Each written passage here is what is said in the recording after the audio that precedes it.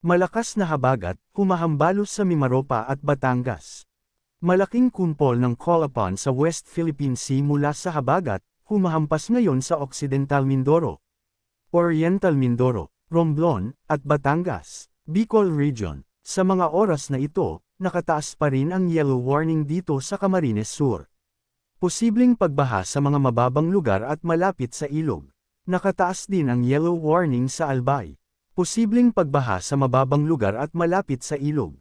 Samantala, nakataas ang rainfall advisory sa Camarines Norte at ilang bahagi ng Catanduanes, Caramoran at San Andres, na magdadala ng katamtamang hanggang minsang malakas na pag-ulan sa loob ng 2 hanggang 3 oras. Outside the Bicol Region, nakataas ang red warning sa Oriental Mindoro. Malalang pagbaha sa flood-prone areas at mataas na tsansang pagguho ng lupa sa landslide-prone areas. Samantala, nakataas naman ang rainfall advisory sa Marinduque na magdadala ng katamtamang hanggang minsang malakas na at inaasahan ang katamtamang pag-ulan sa Romblon sa loob ng 2 hanggang 3 oras. Maging handa dahil posibleng mamayang gabi ay anggat na ito patungong Metro Manila, Cavite, Bataan at iba pang karatig lugar na magdudulot ng matinding pag-ulan at malakas na bagyo ng hangin. Emong na may international name na Kome, magbabanto rin sa Ilocos Region. Makapal na habagat and bagyong Emong pabalik na tatama sa Ilocos Region. Kita na ang pagliko ng bagyong Emong pabalik ng lupa patungo sa direksyon ng Ilocos Region. Maging handa na dapat ang Ilocos Norte, Ilocos Sur, La Union, Pangasinan, Cordillera Administrative Region at Cagayan sa pagtama nito doon bukas ng madaling araw. Matapos pansamantalang bumaba sa Mindoro, anggat na muli ang habagat pabalik sa Calabarzon at Metro Manila, pati na rin ang Central Luzon, dulot ng inaasahang pag-angat din ng bagyong Emong pahilagang silangan, kaya madadala nito ang monsoon pataas. Maging handa sa posibleng malalakas na ulan at bagyo ng hangin sa mga susunod na oras. Bagyong Emong lumakas at isa ng malakas na bagyo, maghanda na ang mga dadaanan. Mabilis na lumalakas ang ngayoy Typhoon Emong at may lakas ng 130 km per hour at bagsong papalo sa 150 km per hour habang kumikilos patimog silangan, ayon sa US Joint Typhoon Warning Center. Ang typhoon o malakas na bagyo ay katumbas ng Signal Number 4. Posible pa itong lalong lumakas habang nasa karagatan sakop ng Ilocos Region at Pangasinan. Ramdam na rin ang malalaking alon doon, kaya't maging handa na sa storm surge na posible netong idulot. Gamitin ang magandang panahon na nararanasan ngayon sa malaking bahagi ng Ilocos Norte, Ilocos Sur, La Union at iba pang lugar upang malakapaghanda. Tropical Cyclone Update. Ang Tropical Storm Dante, na mataan sa layong 790 km per hour. Silangang hilagang silangan ng Itbayat, Batanes, ay nananatili ang lakas habang binabaybay ang Philippine Sea, ang Tropical Storm Emong. Namataan sa layong 245 km per hour. Kanluran ng Bacnotan, La Union, ay nananatili ang lakas habang gagalaw ito ng timog silangan. Lugar na nasa Signal Number 3 na dagdagan pa. Habang patuloy na lumalapit ang Typhoon Emong, si Omay, mas nadagdagan pa ang mga nasa ilalim ng Signal Number 3. Northern portion of Pangasinan, Anda, Bolinao, Bani. Western portion of Lonayon, Luna, Balawan, Bacnotan, San Juan, San Fernando, Bawang, Caba, Bangar. Southwestern Ilocos Sur, San Esteban, Santiago, Candon, Santa Lucia, Santa Cruz, Tagudin. Tropical Storm Dante, Francisco. Lokasyon, 770 kilometers. Silangang hilagang silangan ng Itbayat, Batanes. Coordinates, 23.3 degrees north, 129.0 degrees east. Pinakamalakas na lakas ng hangin, 65 kilometers per hour. Pagbagso, 80 kilometers per hour. Galaw, hilagang-hilagang kanluran, north-northwest, NNW, sa bilis na 15 km per hour. Presyon sa sentro, 994 hectopascals o mabar, hectopascals o millibars. Lawak ng lakas ng hangin ay hanggang 550 km galing sa sentro. Hindi ito inaasahang magla-landfall sa kalupaan ng bansa. Kasama ang bagyong Emong, patuloy na magpapalakas sa habagat o southwest monsoon hanggang sa susunod na mga araw.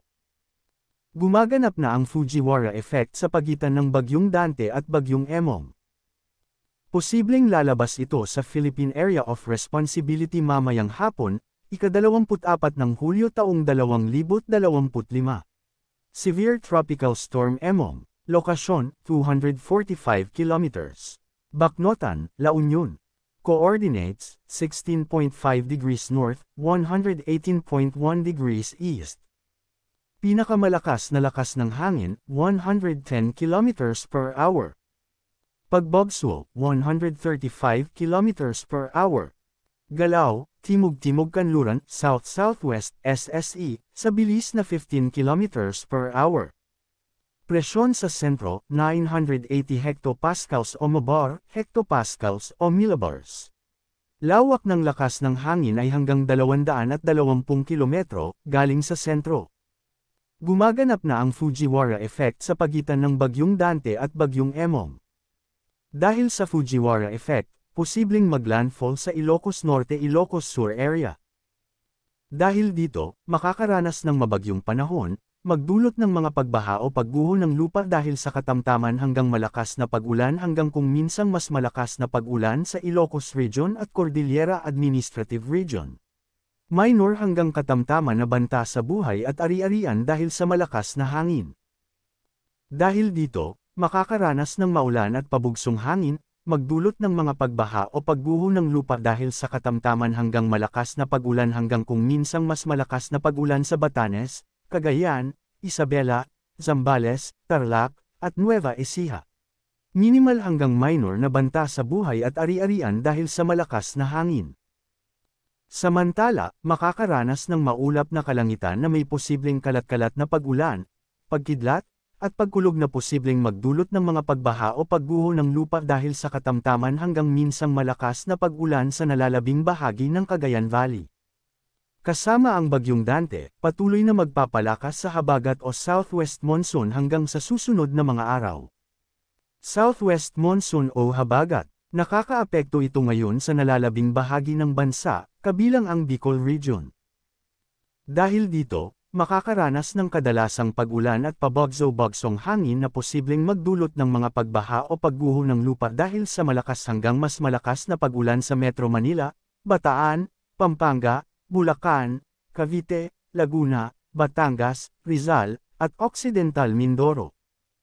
Dahil din dito, makakaranas ng paminsan-minsang pag-ulan at pabagso-bagsong hangin na posibleng magdulot ng mga pagbaha o pagguho ng lupa dahil sa katamtaman hanggang malakas na pag-ulan sa nalalabing bahagi ng Western Visayas.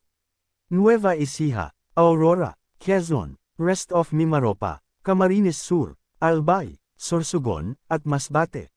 Dahil din dito, makakaranas ng maulap na kalangitan na may posibleng kalat-kalat na pag-ulan, pagkidlat, at pagkulog na posibleng magdulot ng mga pagbaha o pagguho ng lupa dahil sa katamtaman hanggang minsang malakas na pag-ulan sa mga nalalabing bahagi ng Bicol Region at Visayas.